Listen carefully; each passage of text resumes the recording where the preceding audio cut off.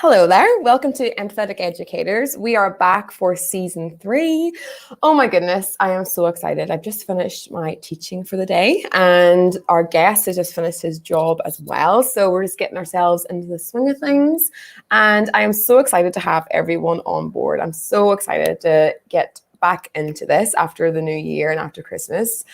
I think some people know that I have had a little bit of allergic reaction last week. So the show must go on. The show will go on. And I'm really excited to be back into this for this year. So before we introduce our guest, who you can see below, you can check him out. I just want to go through some of our kind of what Empathetic Educators has come from and where we're going to for season 3, because I just feel like I'm so grateful for all the support and all the guidance and all the people who've been involved and who are going to be involved in the future.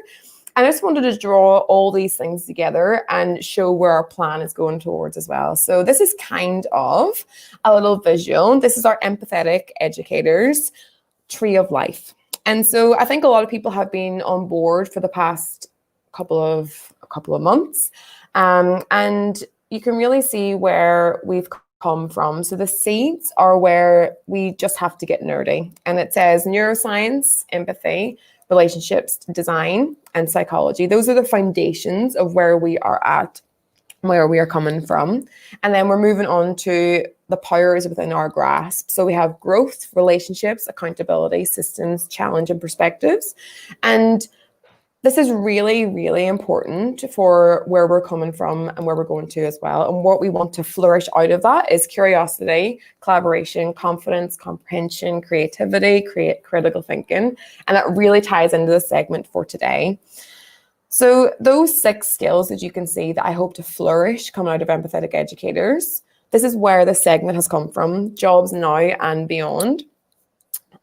As part of being a teacher, I've been exploring what jobs are there out there. And whenever I was in school, there wasn't really very much, like there was teachers and doctors and nurses and all those different things, but the jobs that are there available now are just completely different, even when I was at school. So I thought I want to explore, what do people do? What do people do whenever they are in their jobs in this current climate? And today, for our first guest, we have Dan Alexander on, who is a digital transformation lead. And that job was never available before whenever I was at school, or I didn't know of it whenever I was at school. So I just really want to get into what that means and what that means for you and how school was for them too. So without further ado, let's introduce Dan onto the screen. Hey, Dan. Hello, everybody. Hello, good morning, good afternoon, good evening, from wherever you're dialing in today. Very excited to be on the show, Empathetic Educators. Yeah, hello. So Dan, you have a podcast, and we were just talking about, this is one of your first being interviewee. I was doing it as well with George Couros the other day, and it's so weird being that interviewee versus interviewer. It's like that kind of different dynamic. So I'm excited for it to be one of your first interviewee moments. Let's tell us a little about yourself and kind of what you've been working on. Yeah, so I'm Dan. So I'm from the UK, but I'm now based out of Melbourne, Australia. And yeah, as Naomi said, I am a digital transformation lead. So I know that probably sounds a little bit ambiguous, so I'll kind of tell you what it is. So effectively, I'm a learning and development professional, and I lead a digital strategy that really looks at transforming the way people learn in the workplace. So primarily looking at face-to-face environments and then transfer them into a fully blended or digital environment. So you might have heard of terms like e-learning and virtual classrooms. So I look after that kind of stuff and all of the systems and platforms that enable that type of learning.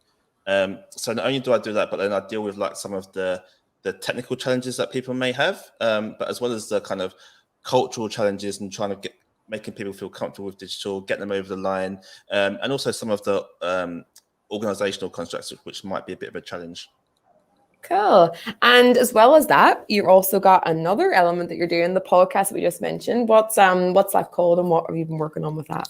That's right. Yes. So I have a podcast called Expertly Said, and I've tapped into my global network, who, luckily for me, happen to be experts in some aspect of digital in the environment. So the podcast looks to, so I speak to people from different industries to understand how technology and digital innovation is really shaping the way we work in today's world.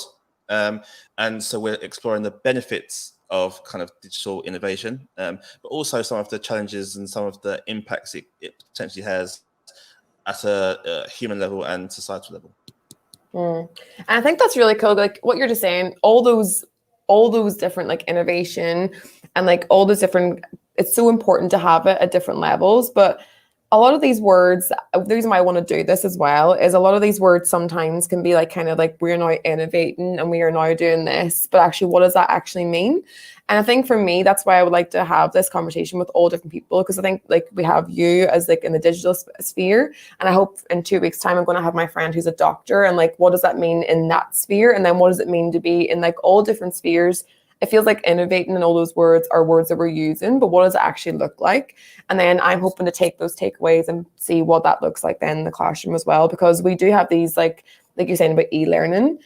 And obviously with COVID, the past couple of months, we've had to really, really jump onto that. And I was listening to one of your sessions with, I can't remember what her name was. It was a lady anyway, and you seem to be quite friendly with each other. And she was saying that it's really important to have these skills, but COVID has really accelerated in that space as well. I think that's where it's really important that we have these conversations and learn from each other. Like you're saying about that global network. That's what I'm really hoping to see. Like, what does innovating look like in the digital sphere in Melbourne? Does it look the same in America? Does it look the same in Tokyo? Does it look the same all different across the sphere? Are you noticing the more you're getting perspectives from all different places? Are you noticing commonalities? Or are you kind of noticing, like, have you got anywhere with that yet? So what I've discovered is, I think probably earlier on in my career, I was all about let's just throw tech at it and it'll all be fine. But as I've got older and I've kind of matured into my career, I've realized sometimes it's not all about introducing new tech. Sometimes it's just about looking at what you currently have and looking to see if you're using it in the right way. The thing about digital now is that we can now tap into different learning styles. So, which I think traditional institutions or schools, that face-to-face environment, you don't have that one-size-fits-all approach anymore. And there's lots more research about how people learn differently. Some people might be more theory-based, some people might be a bit more practical-based. So digital is really enabling, giving people a level playing field when it comes to their learning styles and when they want to learn a certain thing. And I think, well, that ties perfectly into what we're looking at today is like the traditional ways. And I think for me, why I want to have this conversation as well is whenever I'm having conversations with other people about content versus capabilities, there's like that friction between, is it content or should we be teaching capabilities, or is it kind of like creativity or is it consuming? Should they consuming stuff or should they be creating things? And I think what I'm noticing is I think it should be, rather than the friction of either or, it's that weaving process to help people understand both sides of the spectrum. And I think that kind of ties into like what we're hoping to look at today is, how did your schooling look like? Did that help you with your future? And what do you wish you were taught in schools? And then maybe looking at some skills that we could think of that might be some things that we can take away into classrooms as well. So so maybe we'll start back on the first question awesome. For what we are looking at. So let's just look at our first question for today. How did your school life prepare you for your future professionally or personally? So you kind of touched on like traditional methods and what it did look like whenever we were at school. It's very, I know there's a couple of years between us, but like it is within the last 10 years, like 12 years we've been at school. And even since then, it's changed dramatically since we've left. So what do you feel it helped you with, first of all? One of the things that comes to mind is, and particularly with the use of technology, you're now connecting to people from all over the world, different backgrounds. So when I was reflecting on this question, one of the things that I thought worked in my favor was the fact that I went to a very multicultural school, where I was exposed to many different types of people, backgrounds, beliefs, race, religions, etc. And then when I went into the workplace, suddenly the people that I was going to school with, I was now working with them, and it wasn't really a hard transition for me. So when I started work, I'd found that I'd already started to develop that kind of global mindset. And that was quite natural for me because I'd literally done it 5 or 6 years in school. So I believe that, and I don't know if this is possible in every community, but I really believe that a school or an institution with a diversity and inclusion agenda really sets people up for the workforce when they leave school. And I think because obviously, like, I don't know, people won't know, but like we know each other through like my partner from Essex, obviously, and like shout out to all the Essex people. I'm sure people like I'm sure like all our family and friends are like, woo, they're collaborating. but yeah, so I think like that's what I really noticed with like Rob's like friends as well. Like there's a big diverse group from all different backgrounds and all different spheres.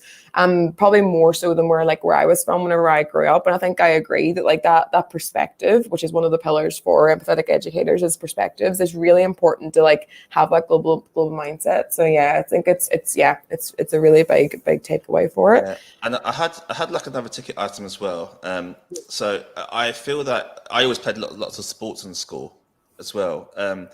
And I think that was a real starter for me because it meant that I was now connecting and building relationships with people outside my classroom. So, you're building your external networks. It also gave you kind of that discipline and routine and structure. But actually, in my late 20s now, I'm now in my early 30s, I realized that actually how inherently linked my sports activity and my physical sport was linked to my mental health and wellness as a way of really de-stressing from all of the activities, personally and professionally, that went on throughout the day. And I think I think that go back into like we were just talking before we came on, and I think like those social emotional skills are getting way more to the top of like priorities, especially coming from COVID and being in the current climate. Is it just shows how important it is to look after that. And like even looking at, because a part of this as well is looking at neuroscience of like how we work and how we function. And if those mental health and those like supports aren't there, you can't actually access the curriculum because you're in that fight or flight mode. And it's really important to have that. So yeah, like having those structures are really important. Shout out to Keisha joining in. She's actually from Hawaii, so I'm in Tokyo. Nice. You're coming in from Melbourne live, and Keisha's coming in from Hawaii. I love it. I just love it. I just love how it's all involved. But yeah, just like I always shout out actually to mention that if you want to get involved with what me and Dan are talking about, then you can tag us #empathetic educators on any of the platforms you're listening to, and it'll come up on our comment section so we can get you involved as well. So shout out to Keisha getting involved with us. So I think maybe going on, I think this is what I'm probably most interested in out of the questions that I am asking people is, what do you think you wish you were taught? Coming back to that, like that second question, what do you kind of wish you were taught in school that you think would have helped later on in life, or that you think would have supported you going through what you were going through? Yeah, so I'm going to talk through the lens of my experience in the UK. And I think a big one for me was understanding the difference between contracting and being fully employed with a company. And I think in the digital space, you're finding there's lots of freelancers and lots of contracting roles available. But when I went into my first job, I went as a contractor and had no concept of what that meant. I didn't know I had to file a tax return. I didn't know I had to save money at the beginning. I had to save some money at the end of each month so that I could pay my taxes. So I spent the first year kind of earning money and thought that was all mine. Realizing the hard way that no, I had to be a bit more clever and manage my money a bit better. But I wouldn't have known that in school, and I didn't have the skills to do either. So the financial literacy. And a good perspective is, now I'm in Australia, whether or not you're contracting or you're employed, everyone files a tax return. So I find that quite interesting because now you effectively have a whole nation of people who have a baseline understanding of how to manage money and file a tax return, which I think is really cool. So even if you're not self-employed, you still have to file all that and get that sorted? Yeah. Yeah. Okay. I didn't know that. That's not the same. So it's a really good way of kind of understanding that side of money and accounting. I know that's actually like really coming up, like that financial literacy is really coming up as like a really big need. And that's what I've been trying to delve into numeracy, because I think it comes back to a lot of people ask, like, we have to do our times tables, and we have to do our numeracy, and we have to do our writing, and we have to do our reading, which is really important. I'm a total big advocate for those traditional subjects, but it's what they look like and how they get taught and how we can look at the content in a creative way. And I think that's why I've really been noticing with maths is how can we do like money as a focus rather than just being the times tables and the add-in. How can you do that through money and through like that financial element of it? So that's really good thinking. Really good takeaway for that element of it.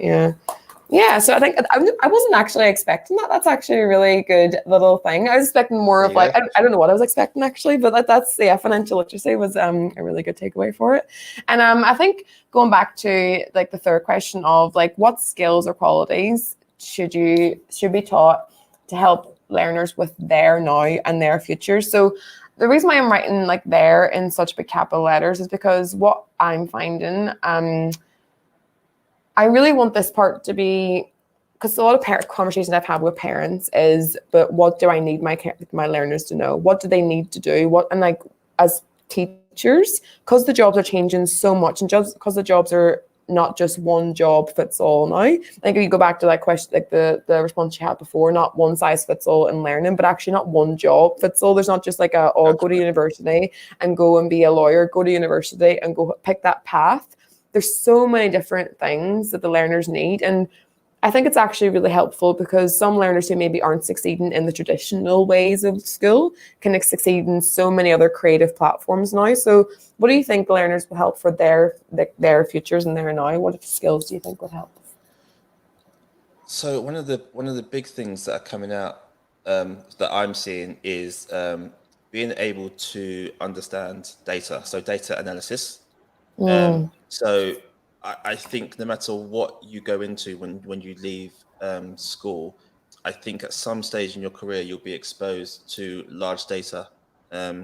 So you're going to need the ability to be able to look at it, try and understand what it's telling you, make conclusions from that, and then support your decision making. I'm going to go back to money again because I have another example. So I think basic money skills is one. And the reason why I put this up again, because I recently realized that in schools in Australia, when kids start school, they have the option to opt in to have a bank account opened up for them on their behalf. And the banks and parents the banks support the parents in helping their kids understand basic concepts of money. So, if you save $2 a week for 10 weeks, you can afford this much. And if you can't afford it, then you need to save it a little bit more. So I think, and when it comes back to times like we're in today with COVID and people losing their jobs, I think if you know that you have a whole cohort of people who understand those basics of maybe being able to manage money, then I think you're really going to set them up for success when they eventually go into work.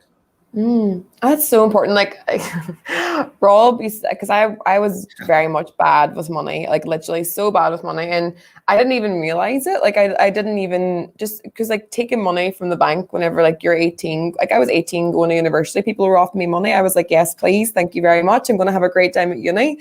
And I think I didn't realize, like I've only just recently paid off like that debt, and that was like, the amount of money that I was reinvesting into that bank was ridiculous. They were probably just like buzzing off me being in that space. And I think it's so important that I didn't even realize it on a conscious level. I was just kind of like, it's there, it's fine. But Rob was like, we need to pay. Like he hated that space.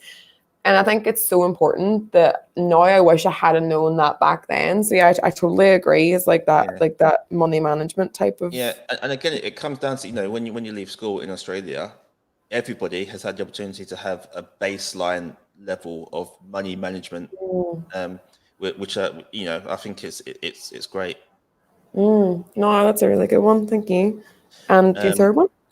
Yeah, my third one, and I don't know how this would work in schools, but I think having a social media conscience.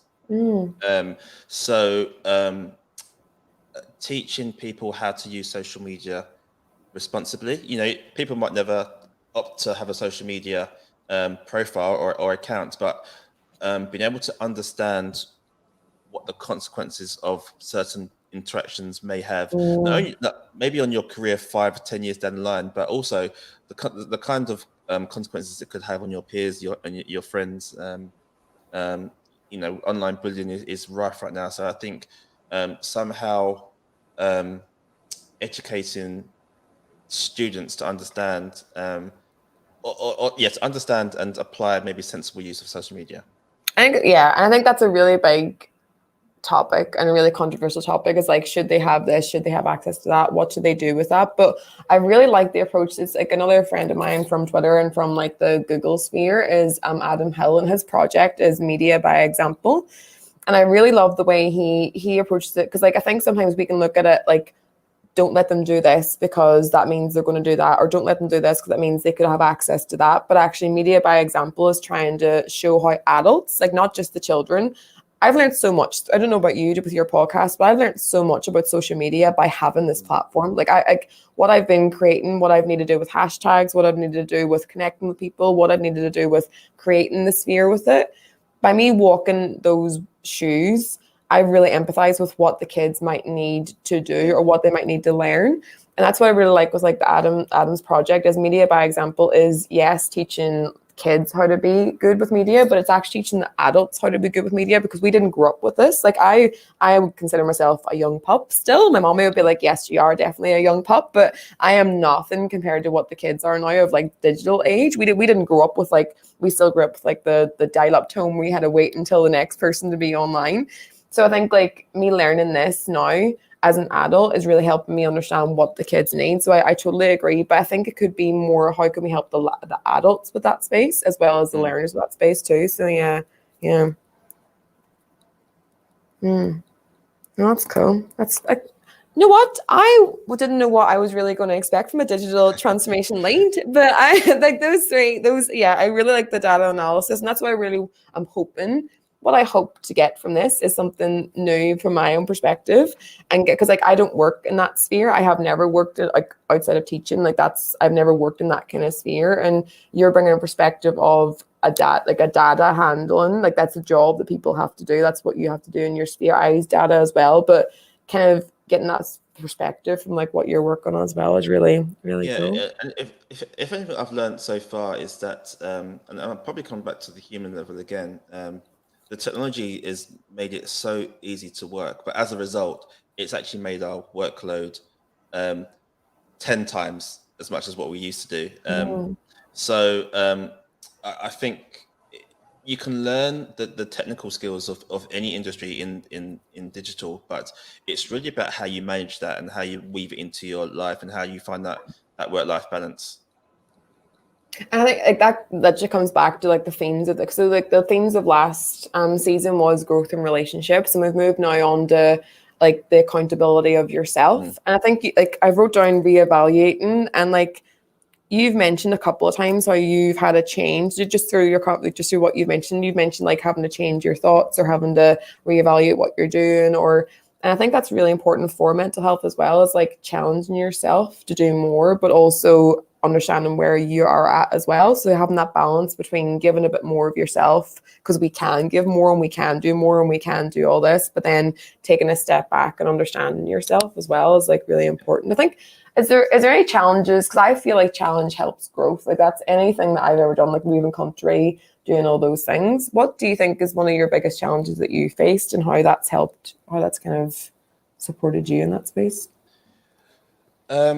So I find myself in that weird generation where I knew a time before rapid technology growth, and I've kind of grown with it. I think, and I probably sit now in between people who never really experienced digital, and now the new workforce coming through who are all Snapchats, Instagram, and the challenge is really trying to bridge the gap between the two sets of generations.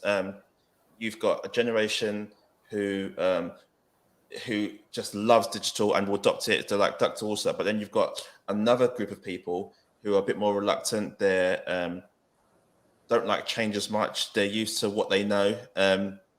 So I spend, and also the elder generation of people probably feel as though digital and technology is a bit of a threat to their lifestyle and their expertise. So the challenge is trying to win those guys over, how to give them confidence, and actually to say digital and technology is actually on your side. It probably just gives you more time to kind of delve into the stuff that you really want to do, whereas the technology is just probably just maybe getting rid of the admin side of things. So it's a challenge, and I think we'll experience that for a long time. But it's fun. I think I listened to one of your shows. It might be one of your recent ones where the guy on there spoke about really just listening to people, understanding where they're coming from. I think you should go to their point A, so then you can take them to their point B. And that's a similar philosophy that I've taken. Otherwise, you're never going to bring people over, or you're going to transform a workplace using digital. Yeah, that was George Couros. That was kind of what we were talking about, is like that growth and relationship piece is just listening, like come back to the empathy, like empathetic educators, and just having that sphere of, I think that's a really important, interesting point though, like exactly what I'm talking about, content versus capability, like, and all those verses, but actually bringing them together and seeing what they can achieve. Because tradition is good as well. Like, it's not like it should be thrown all out. How can we learn from the people who have been there, done that, and like what experience can they bring to the table? What can the new people bring to the table? And listening to each other to form something like innovative, like the word we talked about before, is what comes out of that whenever they both come together. Is there any things that you've seen like tradition wise, like what have you learned from people? Because you're saying you're kind of in the middle of both those elements. We kind of focus more on like the new and like the innovative and like the people coming up. Is there any like traditional methods that you've seen really, really work and should be kept in your sphere? What you've been working through? I think, yeah, kind of. So I think, so in my space, you know, I deal with lots of e-learning modules. So I may be building an e-learning module, and also virtual classrooms. So, and what I'm seeing is that face-to-face facilitators tend to see that as a bit of a threat to their lifestyle, or their job.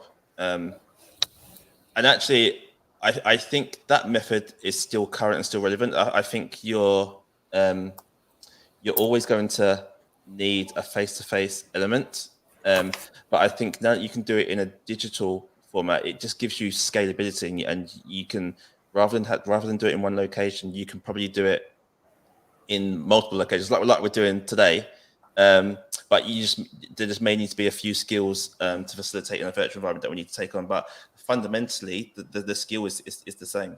Yeah, I love that. Like, I think because I don't know if you've heard of Gary V. Have you heard of Gary V before? No. You need to listen to him. He's literally so motivational. I love him. And like that's what he was talking about, is like we need to have face to face. So he was saying that now he can save so much money instead of having to go here and go there and go here and go there for face to face value. Yeah. He's now saving all the money that he has to go everywhere and actually creating a far better experience where we can be face to face and save all the money for where all people have gone to, have a great experience and have put that money into that space, but then have way more digital connections as well. So what does connection mean? Because I feel like us knowing each other before this created so much more safety and so much more like, for me, just chat. I knew I could come on and I know we have a conversational type of chat with each other. And so like, but that's come from us having a face-to-face chat and being able to know each other for years and like that kind of thing. But then that creates so much more instant safety. If we didn't know each other, then you'd be like, what is Naomi looking for me? What does she want? It'd be a different type of relationship. So I think it's I love that. It's an and tradition is important for face-to-face, but what does it look like scalability? That's really cool. And that is actually a challenge. So, you know, the face-to-face element is good, but how do participants and their peers keep that sense of community and connection through things like forums or, you know, other kind of means of digital interactions? It's a hard challenge to solve, but we get there.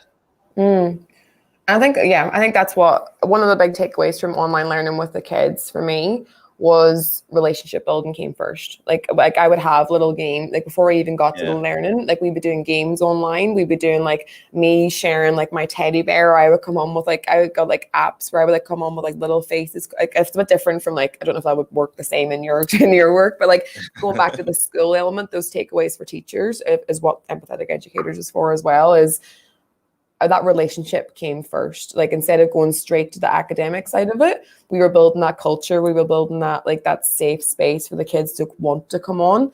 And then we went on to that. That's why I really noticed like my big takeaway from online learning was, as whenever I did that creation of relationships first, then that was whenever we can move forward. And it's still going on now. Like we have to go in and out of like online learning versus not online. I was saying like Rob's back in online this week, and then he's going back offline like the week after because of like something happened in his school, and like having to go back and now. I would have thought that like the relationship would just be there because you've already been there, but I've noticed that you have to go back and create it again with the learners. It's like starting off with the relationship again. Oh, okay, I know how to do this. I feel comfortable again, and then you can move forward. So yeah, that relationship is really important.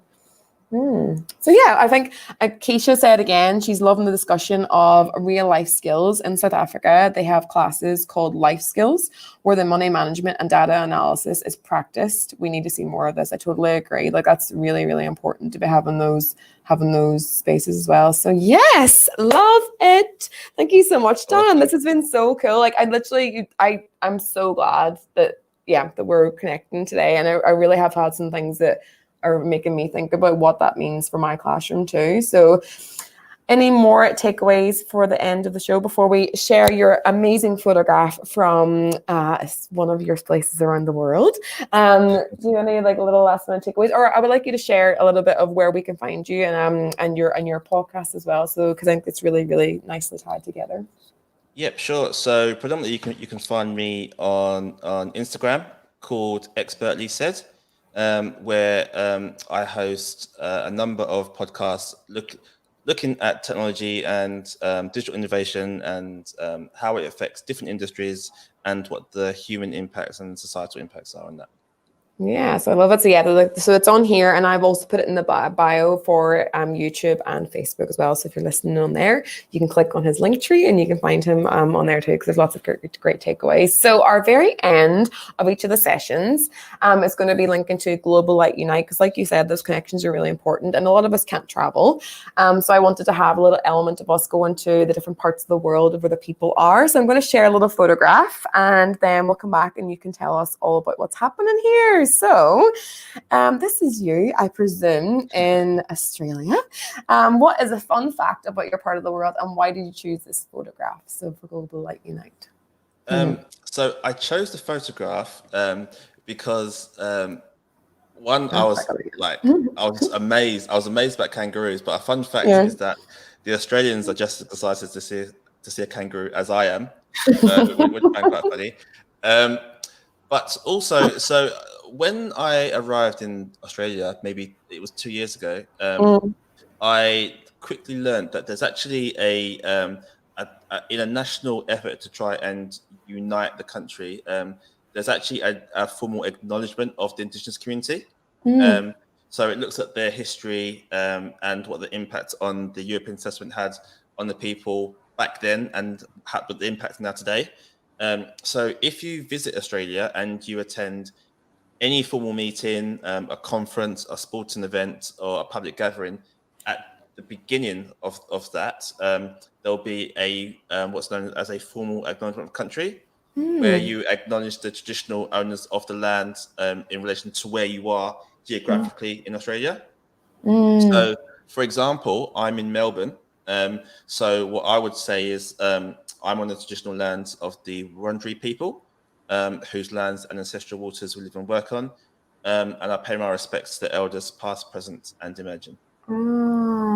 That's so cute. That's so similar to New Zealand as well. That's why I love, like, I think we had a chat just before we came on, is like New Zealand's very similar. Like I'm wearing my my green stone because like you have to be given this by, you can't just like buy your own, like you have to be like given this by like one of my friends, Gershon. Shout out to Gershon. He like I wear this basically every day because it means a lot, like because you know it's coming from like that I don't know, it's like really connected to where you are from. And that's what I really noticed about New Zealand as well. Like you have like your Mickey, and like you have to connect, like you connect to the mountain, you connect to the river, you connect to like your past, you connect to your future. And it's all very wholesome, like a holistic approach to like where you're from as well. So that's really, like, I love that. I didn't know that about Australia actually. So that's cool.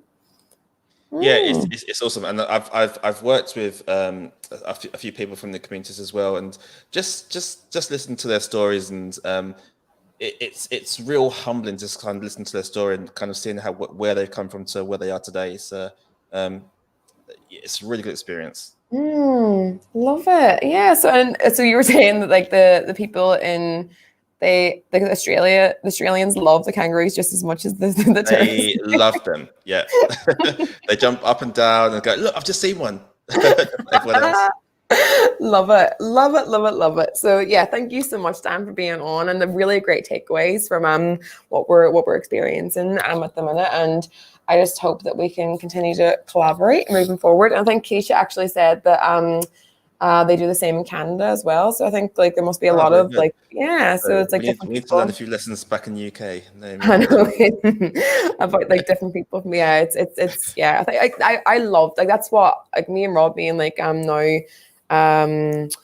part of like New Zealand, like we're like having that like connection to it. It's changed my approach like for perspectives. So I think I've really helped. I don't know about you, like obviously you moved away like late 20s as well. Like I'm really happy that I grew up during that time of traveling with it. Do you know, I don't know, like it's really helped me have perspective on the world by moving to like New Zealand and like having that time. Like I was 23 when I moved there, and it helped me kind of just global perspectives are really, really important, like you mentioned in your first space as well. So yeah. And I think what it comes down to is, say the word, it comes down to that sense of empathy that you build. I don't think you really get that if you don't travel. Yeah, and I think that's one of my big. It has its challenges and it has its like, but I literally love just because a couple people wrote to me saying like, what's it like being away? Should I go and teach abroad? And you can only make that decision yourself. It has to be something that you make for yourself. But the first time we moved away, I was kind of like itching for it, but I didn't realize how much of a pros and cons there would be. Because I think sometimes you move away and you're like, I just wanted to fix my problems by moving away. It doesn't do that. It doesn't fix problems, but it can make you have empathy. It can make you have perspective on your own life, what you do have, what you don't have. And then like, it just gives you a perspective for me, it's given me a perspective on life that I would never have had if I had to stay where it was. So, yeah, I mean, for me, this is the first time where I've actually moved and lived somewhere in the country. But I think before that, I'd done lots of travels to various countries and spent considerable amounts of time there, but never really stayed there. So I don't think I would have been able to settle in Australia if I hadn't had those experiences beforehand. Yeah. Woo! Love it. So thank you so much for being on for our first live show of season 3, and it's been great. I'm happy that we were able to be one of your first interviewees. I'm sure there's going to be many more in the future. I'm excited that we can be that partnership too. So yeah. Well, hopefully I look like a deer in headlights. So no. Lots of great takeaways from what we're doing. So so I'd love to hear our audience's takeaways. Like I said, there's a hashtag #empathetic_educators. It'd be great to hear your takeaways on Twitter. You can follow me at Naomi_Toland. And that is me across the board as well. So yes, that is the end of our show for today for Jobs Now and Beyond. And this will be coming out every 2 weeks. And we have, hopefully, I'm going to be having a doctor on our next show, and we're going to be making those links between what was happening in your job and what does that mean for doctors as well. So more about traditional approaches too. So trying to see what those pros and cons are for different jobs as well. So thank you, Dan, for coming on, and I hope you have a lovely evening. And hope everyone, like you said, good night, good morning, good evening, wherever you are in the world. Thank you, and goodbye. Thanks, guys. Bye-bye. Bye.